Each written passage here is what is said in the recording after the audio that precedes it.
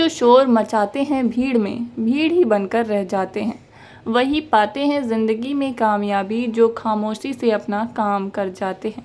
इसी कड़ी में नोएडा स्थित मारवा स्टूडियो में 3 दिवसीय 10वें ग्लोबल लिटरेरी फेस्टिवल नोएडा 2024 के तीसरे दिन के दूसरे सत्र में 7वां अटल बिहारी वाजपेयी नेशनल अवार्ड सम्मान समारोह का आयोजन किया गया। दीप प्रज्वलन और गणेश वंदना के साथ कार्यक्रम की शुरुआत की गई। कार्यक्रम में doctor Sandeep Marwa, Shri Tirath Singh Rawat, former chief minister of Uttarakhand मौजूद रहे। कार्यक्रम में बुके भेंट कर अतिथिगण का स्वागत किया गया। डॉक्टर संदीप मारवा ने सभी लोगों का शुक्रिया अदा किया और कहा कि देश के जाने माने लोगों को उनके काम की वजह से अटल बिहारी वाजपेयी अवार्ड से सम्मानित किया जाएगा।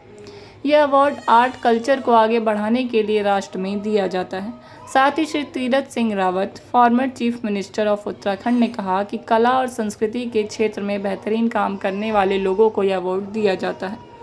कार्यक्रम में AFT school of journalism and mass communication students द्वारा न्यूज़ लेटर का अतिथिगण द्वारा पोस्टर लॉन्च किया गया। बता दें कि कला और संस्कृति को बढ़ावा देने के लिए देश में बेहतरीन काम करने लोगों को 7वां अटल बिहारी वाजपेयी नेशनल अवार्ड दिया गया, जिसमें पद्मश्री रीता गांगुली, एक निपुण नर्तकी, संगीतकार और गायिका पंडित राम कुमार मिश्रा, प्रसिद्ध तबला वादक प्रोफेसर डॉक्टर अरविंद आलोक, चेयरमैन BMDC, डॉक्टर मुस्तफ़ा रजा, विचित्र वीणा वादक, डॉक्टर भूपेश चंद्र लिटिल, प्रसिद्ध फोटोग्राफर प्रोफेसर पूरन चंद टंडन, लेखक तपन दास, प्रसिद्ध painter Karunesh Sharma, senior anchor and YouTuber जैसे देश के लोकप्रिय और प्रमुख लोगों को पुरस्कार देकर सम्मानित किया गया। साथ ही सभी पुरस्कार विजेताओं ने बेहद गरिमाई तरीके से अपने मन की बात कही। कार्यक्रम में उपस्थित अतिथिगण को डॉक्टर संदीप मारवा द्वारा फेस्टिवल मोमेंटो देकर सम्मानित किया गया। साथ ही कार्यक्रम के समापन में सुशील भारती फेस्टिवल डायरेक्टर द्वारा सभी अतिथिगण और स्टूडेंट्स का धन्यवाद ज्ञापन किया। आर्ट एंड कल्चर खत्म किया है।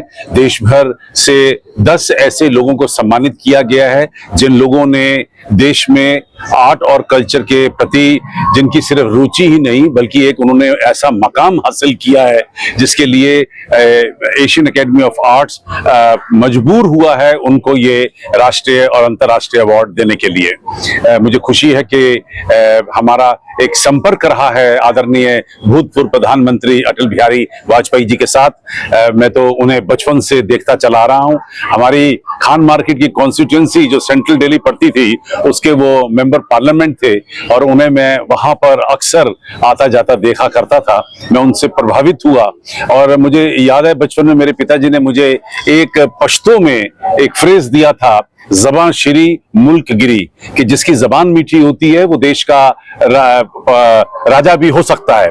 और मैंने बहुत खोजा तो मुझे अटल बिहारी वाजपेयी साहब उस पूरे एग्जाम्पल, उसके लिए पूरा एक एग्जाम्पल बन के सामने आए कि वो शख्स जो सिर्फ एक थैला लेकर पॉलिटिक्स में जिन्होंने एंटर किया और थैला लेके वो यहाँ से चले गए और उन्होंने 3 दफा देश के प्रधानमंत्री बने, तो उनके पास था क्या? उनके पास थी एक खूबसूरत जबान। और वही चीज हम लोग यहाँ पर एक बार फिर से इस लिटरेचर फेस्टिवल के जरिए लोगों में दोहराना चाहते हैं कि अच्छी बोली, अच्छे वाक्या, अच्छे शब्द अगर इस्तेमाल किए जाएं, चाहे वो बोलने की बात है या लिखने की बात है, आप कामयाब हो सकते हैं और ऊंचाइयों को छू सकते हैं, ऐसा मेरा मानना है। तो बहुत छोटा सा वाचिंदा हूं। मुझे तो अटल बिहारी वाजपेयी साहब से भी बहुत कुछ सीखने को मिला था। जहां तक कविताओं की बात आती है, साहित्य की बात आती है, जब वो प्रधानमंत्री बने थे तो उन्होंने प्रधानमंत्री के सभागार में हर शनिवार को एक कविता पाठ रख लिया था और ये मेरा सौभाग्य था। पता नहीं सी उस 30 आदमी की लिस्ट में मेरा नाम कैसे आ गया। तो मुझे हर शनिवार प्रधानमंत्री के घर में जाने का एक हसीन मौका मिलता था और देश के बड़े बड़े कवियों के साथ बैठकर मैं उनकी कविताएं सुनता था। वहां से मैं बहुत प्रोत्साहित हुआ और मुझे मौका नहीं मिला वहां पे कविता सुनाने का। कुछ कविताएं शायद मैं भी जानता था, लेकिन मैं वहां, मुझे इस बात का गर्व है कि आदरणीय प्रधानमंत्री उस वक्त अटल बिहारी वाजपेयी जी ने अपने घर में, अपने घर के सभागार में देश भर के कवियों को बार बार बुलाकर उन्हें प्रोत्साहित किया, मान सम्मान दिया। और वहां से मुझे लगता है कि हमारे देश की जो लिखने की कला है, उन कवियों और उन लेखकों के जरिए देश भर में बहुत ही जबरदस्त तरीके से फैली होगी। तो ऐसे प्रधानमंत्री को, ऐसे नेता को मैं बार बार सैल्यूट करता हूं। जब 7 साल पहले आदरणीय अटल बिहारी वाजपेयी साहब का साथ लेकर के इतना बड़ा आयोजन किया और इतने ज्यादा हायर लेवल पे स्टडीज जो चला रहे हैं, वो एक बहुत ही इम्पोर्टेंट बात है, बहुत ही बड़ी बात है। इसको शब्दों में कहना बहुत मुश्किल है, लेकिन वो डेफिनेटली हाईली कमेंडेबल चीज है। मारवा स्टूडियो में माननीय संदीप मारवा जी, जो इसके डायरेक्टर हैं, संचालक हैं, उनके द्वारा 10वां ग्लोबल SITT और फाउंडेशन के द्वारा अटल बिहारी वाजपेयी जी के नाम पर अवार्ड दिया गया है साहित्यकारों को, कलाकारों को और लेखक और विभिन्न क्षेत्र में जिन लोगों ने अच्छा काम अपना प्रस्तुत किया है, ऐसों को जो चुना, तो एक बड़ा सराहनीय काम। और दूसरा, जिस तरह ये कैंपस मारवा साहब ने तैयार करके विभिन्न क्षेत्रों में एक से विभूतियां भेजी है, फिल्म इंडस्ट्री में हो, साहित्य के क्षेत्र में हो, तो ये अपने आप में एक ऐतिहासिक, और इसको देखते हुए लगता है मारवा साहब जो यहाँ भारतीय संस्कृति को भी उजागर करते हुए और उसका प्रस्तुतिकरण, और इससे एक सब लोगों को सीख मिलता है। और बहुत सारे लोगों को ने मंच दिया, तो एक हमारे पास विभूतियां, लेकिन उनको मंच मिलने की आवश्यकता है, वो मंच वो देते हैं, जो कि फिर पूरे देश में अपना नाम रोशन करे।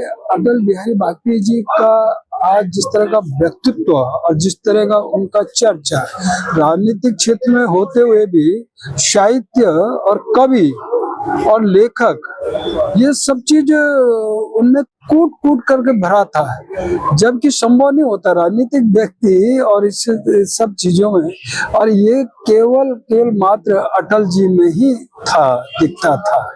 और इसीलिए मारवा जी ने जो उनके उस पर एक अवार्ड कार्यक्रम रखा, स्वतः बहुत सराहनीय है और ये इतिहास साक्षी होगा इसका। तो अटल जी जैसा व्यक्ति समाज के क्षेत्र में तरीके और एक दिशा देने का भी उन्होंने काम किया है, और उस दिशा को देखते हुए मारवा साहब जिस तरह भारतीयता और अपनी कल्चर, अपनी संस्कृति को पूरे अन्य देशों में भी 77 देशों में मारवा साहब इस तरह का आए हैं, और मैं सोचता हूँ बहुत बड़ा गर्व की बात हमारे लिए है, और मैं इसके लिए मारवा साहब को बहुत बहुत साधुवाद देता हूँ। और मुझे बहुत अच्छा लग रहा है, मैं यहाँ मारवा स्टूडियो में और भी पहले आ चुका हूँ मेरे पर्सनल इंटरव्यूज के लिए भी, और आज 7th Atal Bihari Vajpayee national award हुआ और मुझे अवार्ड दिया गया है। जब एक कलाकार को उसके सारे जीवन के काम के लिए इस तरह का सम्मान मिलता है, तो दो बातें होती है। एक तो लगता है कि हाँ, जिस रास्ते पे चल रहे हैं इतने सालों से वो सही है, और दूसरा ये हमें बहुत मनोबल मिलता है कि हम और आगे इस पे काम करते रहे।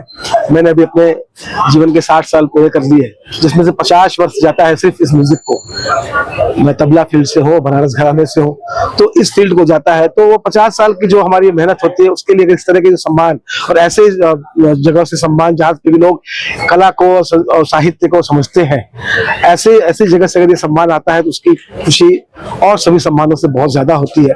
बहुत खुशी है कि हमें ये सम्मान दिया गया, और भी आगे हम चाहेंगे कि और हम इसमें काम करते रहे, क्योंकि हमें बहुत प्रोत्साहन मिलता है ऐसे सम्मानों से। क्योंकि अब इतने 50 सालों की यात्रा के बाद हमें लगता है कि आप संगीत की थोड़ी समझ होने लगी है। कहना चाहूंगा कि देखिए, साहित्य संगीत एक दूसरे के पूरक है, दोनों एक दूसरे से जुड़े हुए हैं। तो मैं युवा पीढ़ी से यही कहना चाहूंगा कि जितना ज्यादा से ज्यादा हो हमारी जो भारतीय शास्त्रीय संगीत हो, या हमारी साहित्य है, हमारा कल्चर है, हमारा लिटरेचर है, हमारा योगा है, हमारी संस्कृत है, संस्कृत लैंग्वेज, इसके लिए लोग बाहर से आते हैं और उसको यहाँ से सीख करके बाहर उसको वहां जाके गुरु बनते हैं, तो क्यों ना हम हमारे कंट्री में जो उसकी जरूरत है आज की हमारे युवाओं में इसका प्रचार प्रसार हो, उस पर क्यों ना ध्यान दें। थोड़ा सा संगीत और साहित्य की तरफ हमारा अगर झुकाव हो तो हम और भी ज्यादा अच्छे से आगे बढ़ पाएंगे, विकास की ओर कर पाएंगे। और ये वायलेंस नाम की चीज संगीत या साहित्य जो करते हैं उनके में होती ही नहीं है, तो हम इससे भी दूर रहेंगे, हमारा देश विकास का माध्यमों के लिए